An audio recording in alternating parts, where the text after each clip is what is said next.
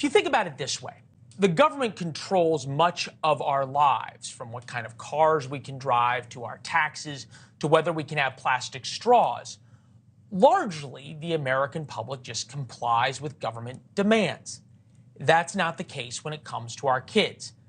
Over the past 2 years, across America, from Michigan over book bans to Tennessee over mask mandates to Virginia over critical race theory and transgender bathrooms, now to California over LGBTQ education, we have seen massive fights break out in local school boards. Local school board meetings used to be boring, the vein of every local TV reporter's existence. I hated going to them. Now, it's where every story in America begins, and this is why. This poll explains why. A NewsNation Decision Desk HQ poll shows a divided country. 26% of Americans say the State Board of Education should have the ultimate authority to decide what gets taught in public schools. 25% say parents, 14% say teachers. The local school board is at 11%. May Mailman is here, former sixth grade teacher, Teach for America, who worked in the Trump White House counsel's office. But we start with Desmond Fembrini, who runs a homeschool program, was a 2016 teacher for AmeriCorps teachers, I believe. Did I get that right? Teach for America? But you're close enough. Okay, there we go. All right.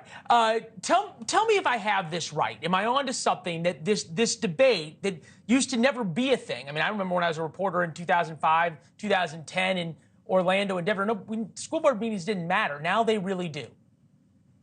Very exciting now. All of a sudden, we have a newfound interest in the school system. And I have to say, you know, teachers, we love parent participation. We love when parents are involved in their kids' education. So absolutely, you know, we actually have to be, you know, not to be overly optimistic, but excited that parents are taking an interest in what children are being taught. But we also have to make sure that we keep it inclusive and that we are not in any way, shape, or form trampling all over the First or 14th Amendment and equal protection while we're doing so. So that's kind of my take on the situation so far. Specifically to what happened in California, I know you're in California last night. Let me play for you the soundbite from one of the parents who was there at the meeting. This is Philip George talking about that meeting in Los Angeles. We're talking about children. We're not ready for such choices. It confuses them. And ultimately, these are things that parents should decide. It was interesting. The superintendent of the district followed up by saying our primary focus in our school district is to be inclusive. And what I'm wondering is why the primary focus shouldn't be on reading scores, math scores, maybe some physical education, gym, history. Why is inclusivity now above all? That's actually a fantastic question that you bring up. And I think that sadly, we forget that inclusivity goes hand in hand with academic achievement. And in the end, although test scores are so very important, math scores so very important as someone who runs academic intervention for a living, but it means very little if someone is using their knowledge for hatred, if they're using their knowledge to discriminate. We have to use what we consider direct instruction to teach children how to be good people. That's extremely important. And we teach children to be good people by giving them diversity. Now, kind of addressing the clip that you just played. Oh, yes. Whose responsibility, though, is it? And we can reasonably agree, right, that one parent's idea of a good person is different than another parent's idea of a good person. Why shouldn't it be the parent's job to teach values, the school's job to teach academics?